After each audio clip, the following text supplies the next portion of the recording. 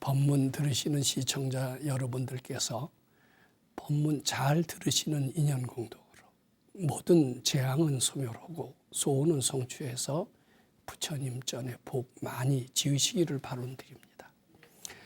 이번 시간에도 지난 시간에 이어서 너무나 평범한 듯한 건강경 19분의 부처님의 말씀 중 복덕이 유실일 때는 복이 많은 게 아니고 복이 무고로 복덕이 무고일 때 형상이 없을 때가 복이 많은 것이다. 이런 이야기가 지난 시간에 말씀드린 내용의 골자였습니다.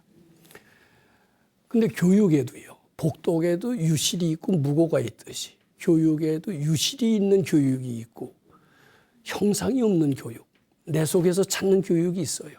그걸 지혜교육이라고 할 것 같습니다. 이 지혜교육의 중요성 그리고 이 시대의 대안이라는 이야기, 그 이야기를 말씀드려보고자 합니다. 즉, 이 시대가 어떤 시대냐. 자, 여러분들 4차 산업혁명이라는 말 들어봤죠? 네. 또 인공지능이 중심이 되는 시대다. 이런 얘기도 들어봤죠? 네. 이 시대의 교육이 어떤 교육이 중심이 되어야 될 건가? 그 시대에 그 나라에 좋은 교육을 한다라면은 인공지능을 지배할 수 있는 인재들이 나와서 인간다운 삶을 살 수 있게 되지만은 좋은 교육을 하지 못한다면 까딱하다가 인공지능에서 지배가 돼요. 그래서 굉장히 인간 대접을 못 받고 난민 수준으로 살게 될지도 모른다. 이게 우리나라 서울공대 모 교수가 조사 연구한 결과 몇십 년 후에 대한민국은 까딱하다가 인공지능에 의해서 난민 수준으로 살게 된다. 이런 보고서를 내놓은 게 있습니다.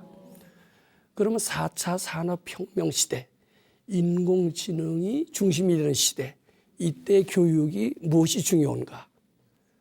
바로 부처님이 말씀하시는 건강경식인 교육이 정답이다. 이게 이번 시간에 드려야 될 그런 말씀이다. 이렇게 말씀드려보고자 합니다.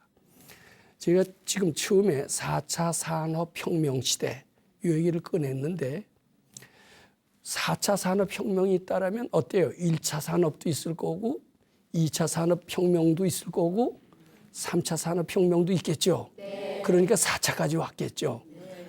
근데 그게 어렵지가 않아요. 또 그 공부할 필요가 있어요. 그래서 내가 지금 1차 산업혁명 시대에 그때 그 내용이 어떻게 된 것인가. 그리고 산업혁명 세대가 1차, 2차, 3차로 가면서 어떤 변화를 겪었는가. 이 얘기를 잠시 말씀드려보고자 합니다.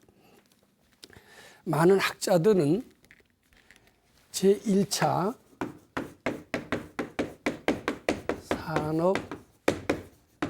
산업혁명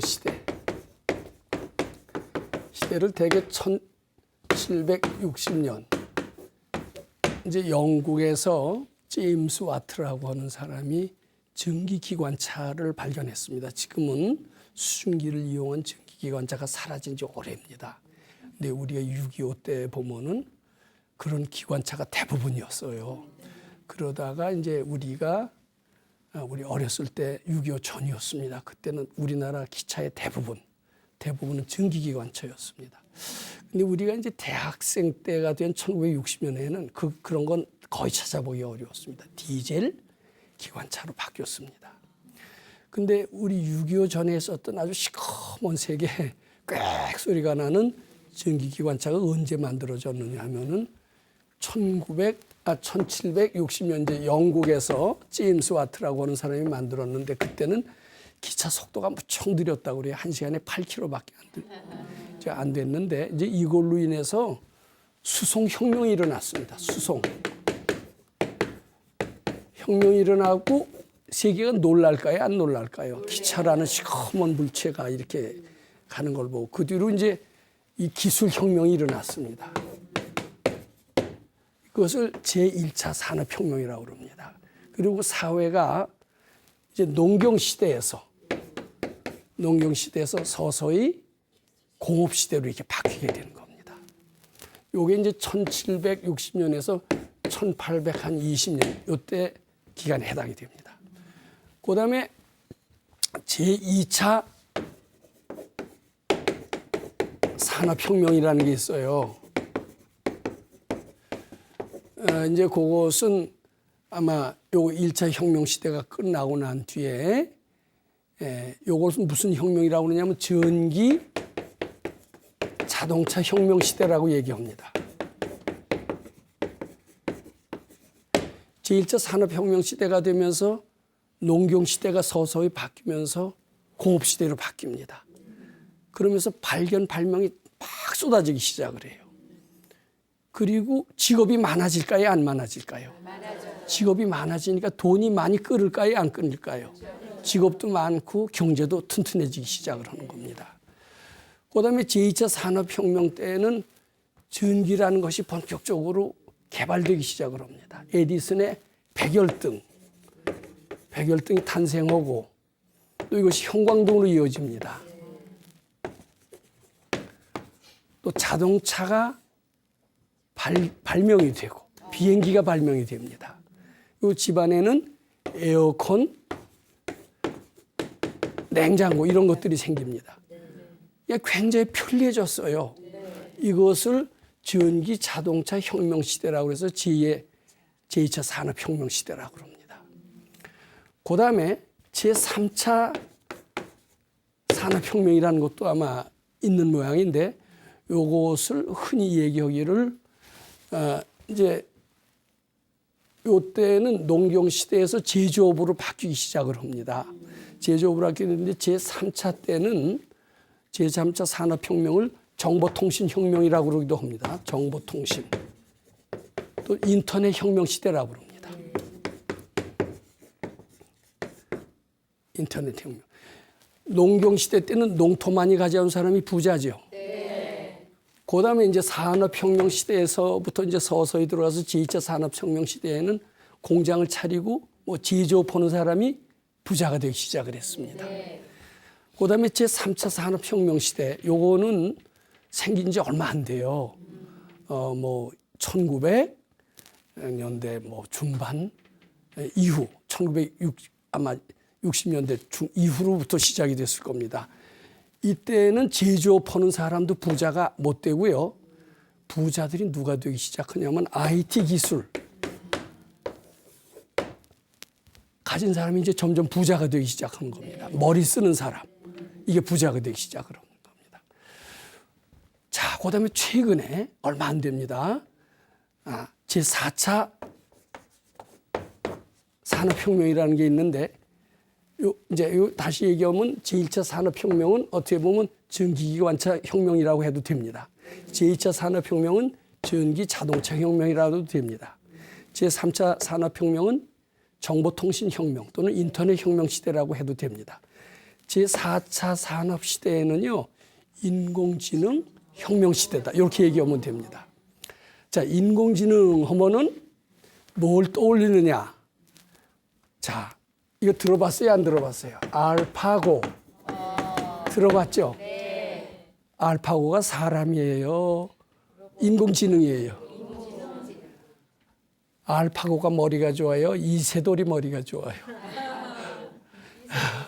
이세돌이 더 좋아요. 결과는 어떻게 됐어요? 무참히 깨졌죠? 네. 그 뒤에 알파고를 당할 기사가 없어졌어요. 자, 그러니까 인간이 만들어내는 인공지능인데 인간이 못 당하는 거예요. 인공지능이 지배를 당하는 겁니다. 우리가 가지고 있는 스마트폰 있죠? 거기 내비게이션 있어요? 없어요? 내비게이션 장치가 있죠? 우리 어디 길 찾을 때 어때요? 내비게이션을 스마트폰을 이용해서 찾는 경우가 많죠? 그것도 인공지능이에요. 내비게이션 없으면 우리 길 잃어버릴 수 있죠? 또 내비게이션이 습관이 되면 길의 감각이 둔해져요? 안 둔해져요? 길의 감각이 둔해지는 걸 뭐라고 그럽니까? 길치라고 그럽니다. 그러니까 인공지능에 맛을 붙이다 보면은 난 얼빠진 사람이 되기가 아주 쉽죠.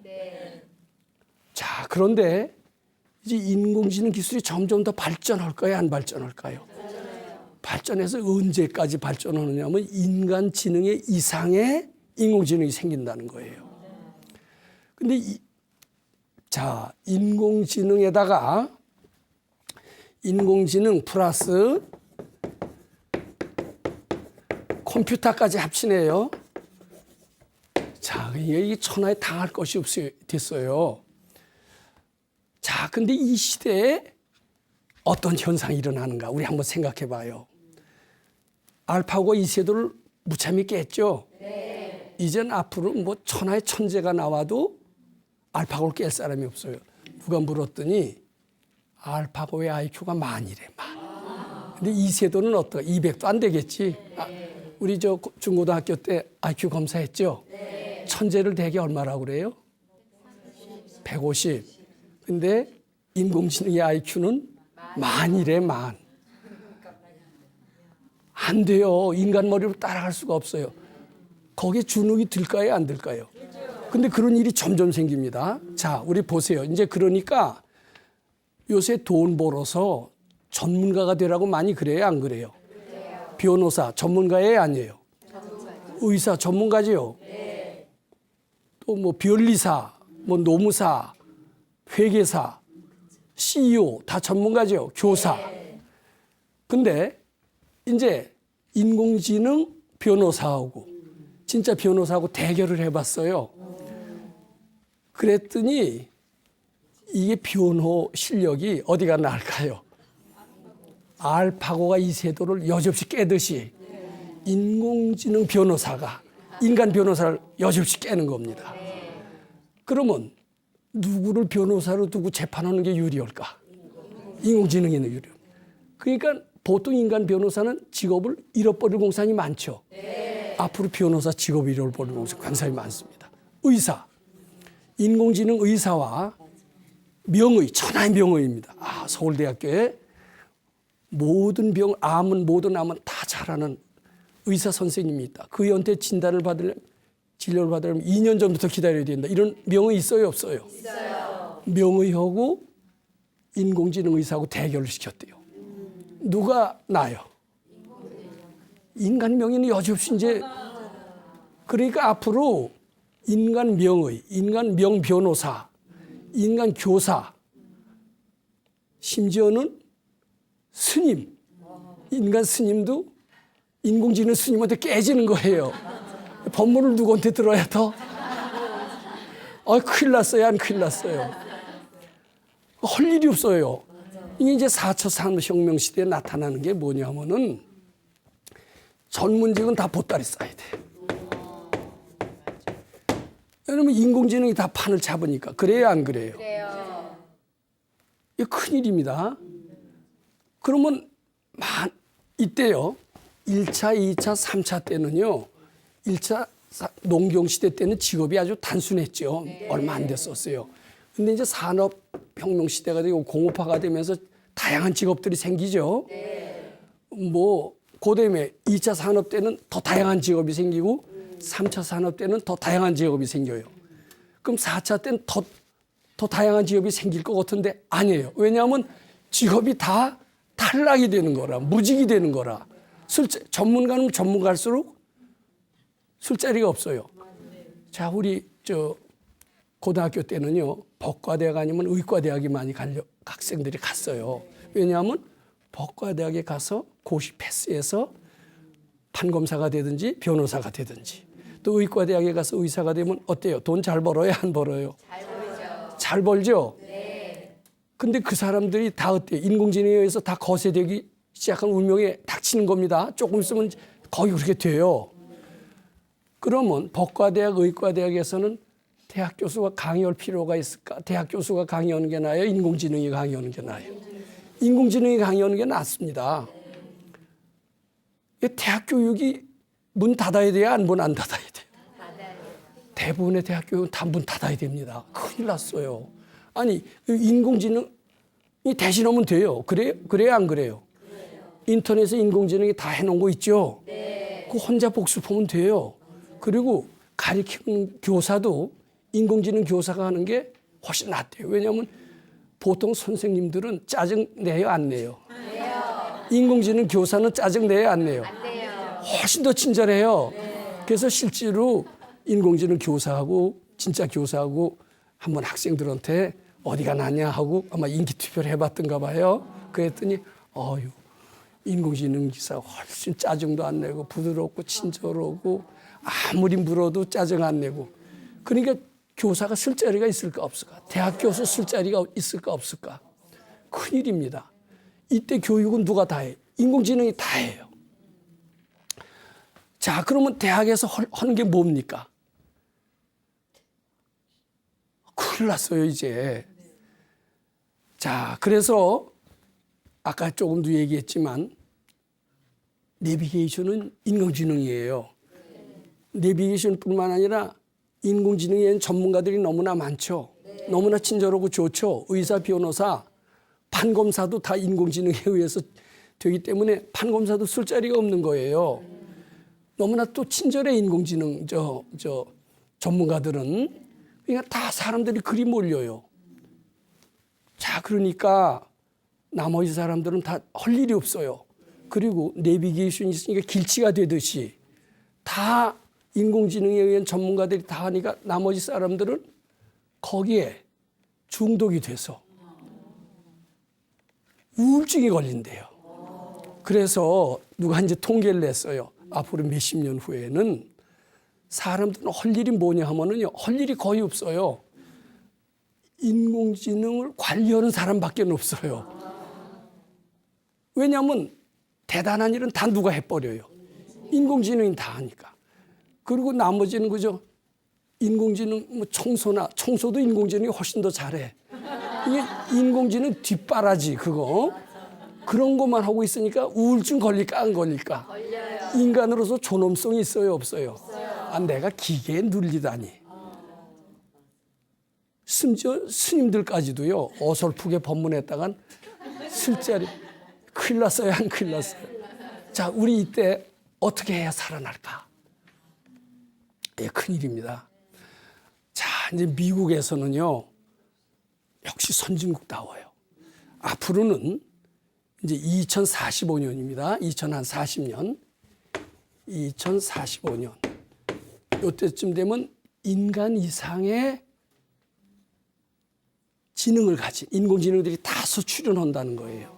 그리고 완전히 인간을 압도해요. IQ가 뭐 만인데 웬만하면 따라잡아요, 못 따라잡아요.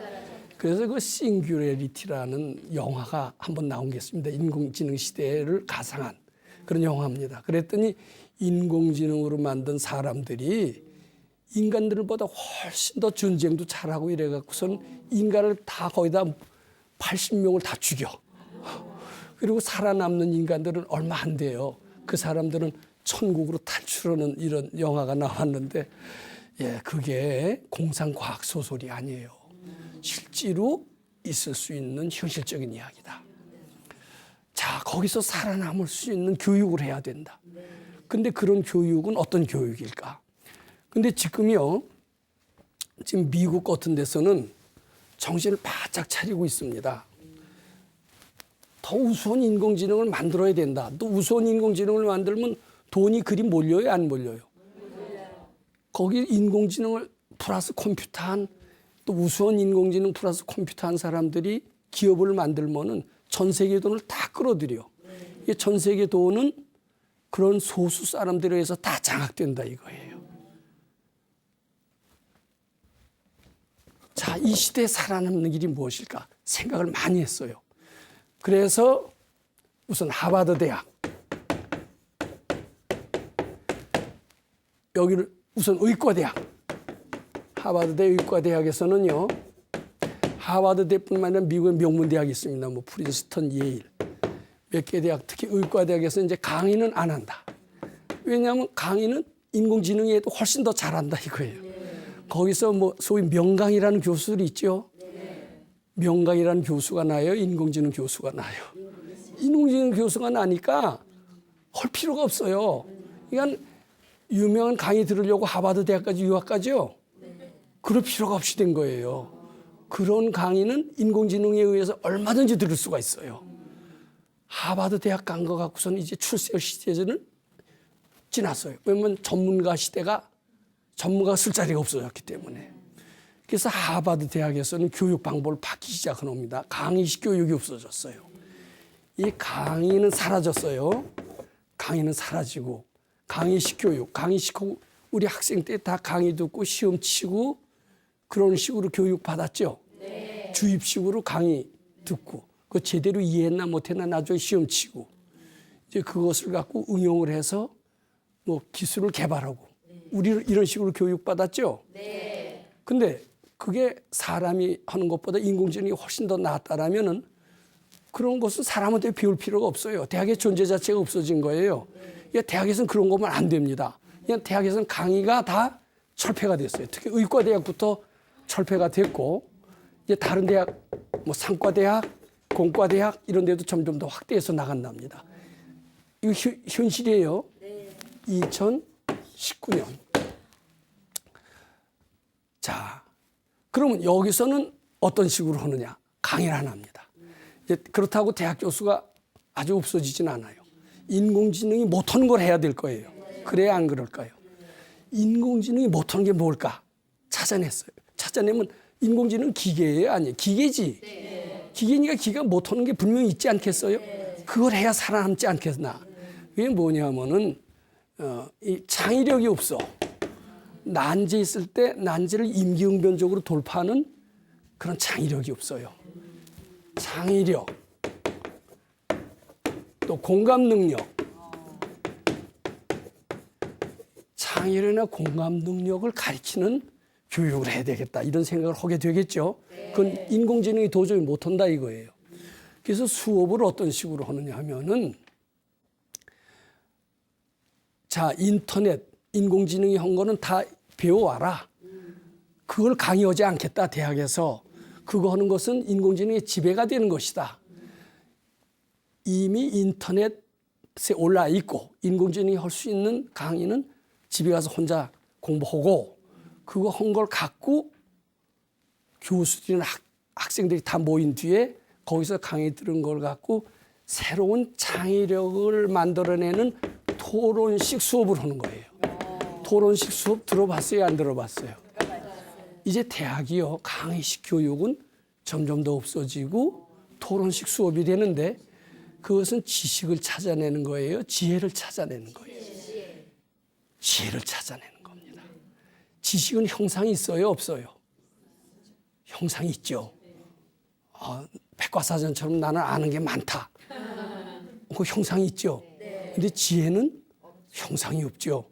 그러니까 지금 하버드 대학 같은 데서 형상이 없는 교육, 지혜 교육, 창의성 교육을 하는 겁니다.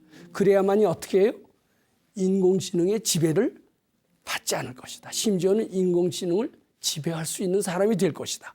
지배할 수 있는 교육, 그것은 지혜 교육이다. 이렇게 이제 생각을 하게 된 겁니다. 근데 한술 더 떴어요. 이제 구글이라고 포털 사이트 들어봤죠? 또 나사라고 들어봤어요? 안 들어봤어요? 미 국립항공우주국. 이게 돈 많은 데입니다, 다. 이 두 기업에서 합동으로 해서 우리 인공지능에 살아남을 수 있는 대학을 만듭시다. 이렇게 만들기 시작을 했어요. 그 얼마 안 됩니다. 그게 만든 게 뭐냐면은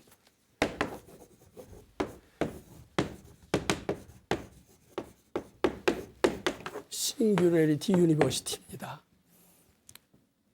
이제 싱귤레리티에 대해서는 여기서 지금 설명할 필요가 없습니다. 근데 여기서 뭘 가르칠까요? 아까 얘기했듯이 지식 교육 할까요? 안 할까요?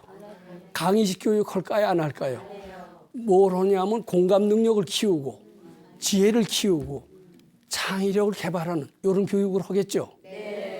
그렇게 해야만이 인공지능의 지배를 받지 않고 인공지능을 지배할 수 있는 인재가 나올 수 있다. 그 지배할 수 있는 능력이 바로 지혜다 그 말이에요. 그런 교육을 만들기로 했습니다. 자, 이래 갖고서는 40명을 1차적으로 모집을 딱 했어요. 그랬더니 전 세계에서 얼마가 몰려들었냐면 13,000명이 몰려들었대요. 13,000명이 몰려들었는데 수업료가 얼마인지 하면은 10주 교육이래요. 10주 교육에 3,000만 원. 비싸죠. 우리나라 요새 대학 등록금 얼마입니까? 6개월 해도 뭐 한 4, 500? 6개월에 뭐 한 4, 500 칩시다. 6개월이면 몇 주죠? 25주? 그럼 10주만 해도 뭐 한 300이면 300 이하지. 이건 우리나라 대학의 뭐 10배 이상의 아주 비싼 수업료를 내는 겁니다. 그럼 이 대학에서 가르치는 게 뭘까? 대략은 짐작을 합니다. 뭘 가르치는지는 구체적으로는 모르지만 적어도 지식교육은 아니죠. 지혜교육일 거라는 것은 어느 정도 알 수가 있죠. 자, 지혜교육이고 인공지능에 의해서 지배되는 사람을 만드는 것이 아니라 지혜가 있으니까 인공지능을 부릴 수가 있게 되겠죠. 그런 사람을 만든다는 교육이 바로 싱귤레리티 유니버시티에서 하는 교육이라는 겁니다. 근데 요 책을 내가 잘 읽어봤어요. 봤더니 바로 2500년 전에 부처님께서 금강경에서 이미 말씀하신 건 것 같아요. 근데 그런 걸 아는 사람이 있을까 없을까 우리나라 불교계에서 없어요. 근데 내가 지난 시간에 복덕에 대해서 뭘 얘기를 했어요? 유실의 복덕과 무고의 복덕을 얘기했죠. 무고의 복덕이 무슨 교육이냐면 지혜교육이라는 거 어렴풋이 알아요? 몰라요?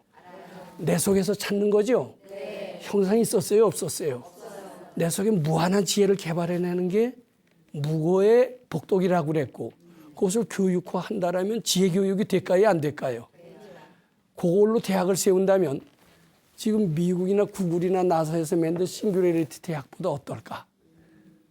더 큰 대학이다. 위대한 대학이다. 된다라는 것은 대충은 상상할 수가 있죠. 아직 자신은 없죠. 왜냐하면 미국은 아직도 너무나 크고 높고 불교는 어딘지 그만 못한 것 같죠. 과연 못할까? 아니에요. 이 부처님이 대단하신 것 같아요. 자, 그건 왜냐하면 내가 금강경을 조금 해봤거든요. 이 금강경 가르침을 잘 봤어요. 잘 봤더니 이 금강경 가르침에서는 두세 가지 원리가 있더라고요. 내가 얘기했지만 부처님이 태어나실 때 천상천하 유아독존을 얘기를 하셨어요. 유아독존이라는 게 뭐냐면 우리는 본래 어떤 종속적인 삶을 사는 존재가 아니라는 겁니다. 모든 만물을 만들 수 있는 조물주와 같은 전지전능한 위대한 존재라는 것을 부처님께서는 일깨워 주셨어요. 그대들 중생들은 그런 그대들 속에 이렇게 위대한 부처의 성품이 있는 줄 모르고 탕자로서 힘들고 허덕허덕하면서 가련하게 살고 있다. 그런 가련한 삶에서 벗어나고 위대하고 전지전능한 참 성품을 되찾을지어다라고 얘기하신 게 부처님의 가르침이죠. 그대들의 마음속에 다 이 세상을 만들 수 있는 조물주의 능력이 있다. 그것이 이제 일체유심조라고 합니다. 일체유심조. 이 세상은 다 조물주가 만든 것도 아니에요. 내 마음이 다 만들었어요. 그것은 부처님 경전에 얘기해요. 유식무경이라는 말이 있습니다. 유식. 유식이라는 말 들어봤죠? 유식. 무경. 오로지 내 마음이지 내 마음 밖에 현실이라는 것은 내 마음이 만들어낸 피조물이지 내 마음 밖엔 없다라는 게 유식무경이라는 뜻입니다. 그 말은 일체유심조의 진리와 똑같습니다. 이게 실제로 있는 게 아니라 내가 만들어낸 것이라면 실상이에요, 허상이에요? 허상이고 실지는 없는 거죠. 실지는 본래 없는 것이다. 착각이다. 그것을 공의 진리라고 그럽니다. 근데 금강경에 가만히 보면요. 일체유심조의 진리와 공의 진리가 있어요. 자, 이것을 좀 더 구체적으로 부처님께서는 이 두 단어를 합쳐서 실무유법이라고 표현하셨어요. 실무유법. 마음 밖에 뭐가 있지 아니하다. 마음 밖에 있다라고 보는 것은 허상이고 본래 없는 것이다. 이제 쉽게 말해서 이 세상은 네가 만든 것이고 어렵다라는 것도 착각이다. 착각인 줄 알면 어려운 것은 하나도 없나니라. 안 된다는 것도 착각이고 안 된다는 것도 착각인 줄 알면 안 될 거 하나도 없느니라. 다 될 수 있느니라. 이런 가르침이 있어요. 우리 속에 무한한 가능성을 제시해 주시는 게 부처님이에요. 그런 가능성만 제시해 주면 뭐해? 실제로 써먹을 수 있어야지. 우리 그런 생각 해야 안 해요. 근데 내가 지난 시간에 뭐라고 그랬어요? 써먹는 걸 조금 연습해 봤다고 그랬죠? 그랬더니 써먹히더라고요. 써먹힐 뿐만 아니라 내 속에 끝도 없이 지혜의 샘이 있다는 것을 발견했다는 거예요. 자, 지혜의 샘을 갖고 학교를 만든다면은 그 지혜는 인공지능이 따라잡을 수 있을까 없을까? 어떻게 그 기회가 지혜의 샘이 있어요 없어요? 그걸로 교육기관을 한번 만드는 게 얼마나 좋겠느냐. 이런 생각이 험직합니다. 제가 그래서 자, 인공지능 지금 만능 시대입니다. 알파고 얼마나 대단해요. 알파고뿐만 아니라 지금 기라성 같은 인공지능이 너무나 많고 인공지능을 앞세우면 다 돈 벌어요. 지금 어떠냐면요. 어느 미국의 경우입니다. 600명의 전문가가 모였어요. 이 전문가가 삼성도 아마 그럴 거예요. 뭐 연봉이 뭐 1억은 아무것도 아니다. 이거 10억짜리만 해도 600명이다 이거예요. 그 봉급이 천문학적 숫자지. 근데 어떤 인공지능, 겐쇼라고 하는 인공지능을 만들었대. 그랬더니 인공지능이 600명이 한 달에 할 수 있는 것을 그냥 3시간 만에 다 했대요. 그러니까 600명 필요 있어요? 필요 없어요? 수억 대, 수백억의 돈을 월급을 주고 뭐 때문에 써요? 인공지능 딱 쓰면은 다 해결이 되는데. 그 지혜가 뛰어나다 이거예요. IQ가 만일 정도니까. 그래서 600명 중에 2사람만 남겨놓고 다 해고. 2사람은 뭐냐? 관리해라 이거예요. 관리. 지금 이런 시대입니다. 자, 그렇게 인공지능이 무서운 시대예요 이게. 근데 그 인공지능을 어떻게 우리가 극복을 할까? 내가 이거 비유를 하나 좀 생각을 해봤습니다. 이 맹인 소경이라고 그럽니다. 소경이 길을 갈 때 혼자 가요. 뭐 지팽이를 들어요. 지팽이를 이렇게 더듬어서 길을 잘 찾죠. 네. 자, 맹인이 있어요. 맹인은 길이 안 보입니다. 근데 지팽이에 의해서 지팡이 이제 길을 찾습니다. 이제 요게 1차 산업 사회까지 농경 시대에서 1차 산업 사회까지 맹인이 그냥 지팽이에 의해서 찾습니다.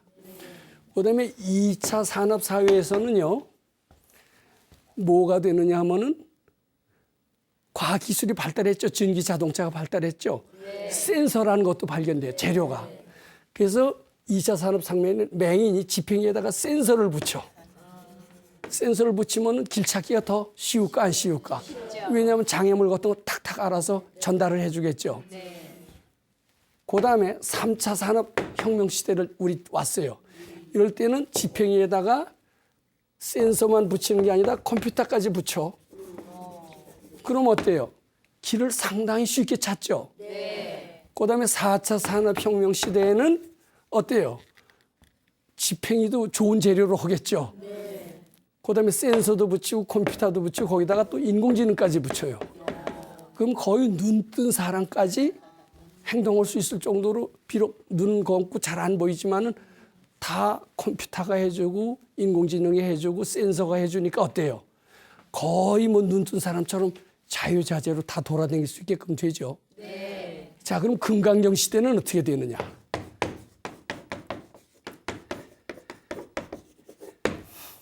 자, 이게 재밌습니다. 이게 가능한 얘기입니다. 내 소설 쓰는 게 아닙니다. 공상. 안하율이라는 그런 부처님의 제자가 있죠. 천안제일이에요. 본래 이제 잠을 하도 자니까 부처님께서 야, 이 녀석아, 바닷속의 조개는 천년을 잠을 자더라. 너도 바닷속의 조개 같은 놈이다고 꾸중을 막 하셨는가 봐요. 하도 잠팩이니까. 그랬더니 화가 나요, 안 나요? 하나고 며칠 동안 밤을 새가면서 용맹정진을 했나 봐요. 그러다 눈이 멀어버렸어. 이게 소경이 됐습니다. 소경이 되니까 안 보이잖아요. 안 보이면 실망해요, 절망해요, 아니에요? 절망하고 자살할 수도 있죠. 근데 이게 수도 없는 사람은 절망하지 않습니다. 안 보이는 것이 착각이다라고 생각하고 자꾸 그 생각을 받쳤어요. 아나율은. 그랬더니 마음 눈이 열려요. 육체 눈은 잠겼지만 마음 눈이 열려서 부처님 제자 중에서 천한 마음 눈이 열린 가장 훌륭한 제자가 아나율입니다. 그래서 그이는 소경인 됐지만 알려고 하면 그냥 가만히 있을 땐 안 보이지만 뭐 이상한 냄새가 나서 이게 뭔가 하고 보면 다 보이게 됐습니다. 자, 그러면 이제 4차 산업혁명 시대를 지나서 금강경 시대가 올 거로 봅니다. 금강경 시대에는 지팡이에다 센서 붙이고 이렇게 하는 게 아니라 비록 맹인이지만은 길이 안 보이잖아요. 이런 방법을 하지 않는다 이거예요. 이 모른다는 생각, 안 보인다는 생각이 어때요? 우리 금강경식으로 착각인 줄 알고 부처님께 바쳐요. 그러면 비록 육체 눈은 멀었지만 마음 눈이 열립니다. 실제로 마음 눈이 열리는 사례를 난 체험을 했어요. 주위 사람들이. 예를 들면 여기서 서울역까지 여기서 서울역까지 꽤 멀죠. 한 20km는 될 거예요. 서울역 시계탑 여기서 보여요, 안 보여요? 요 벽 너머 시계탑도 안 보이는데 서울역 시계탑이 보일 리가 있어요, 없어요?